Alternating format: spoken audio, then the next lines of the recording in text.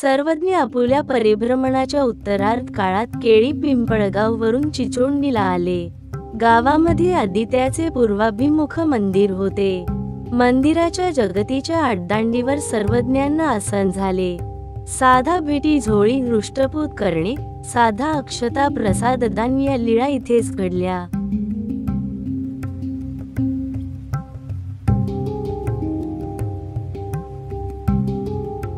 मंदिरातील ओट्यावर सर्वज्ञांना 7 दिवस अवस्थान झाले। साधेला रंगमाळिका विधीचे निरूपण सर्वज्ञांनी इथेच केले।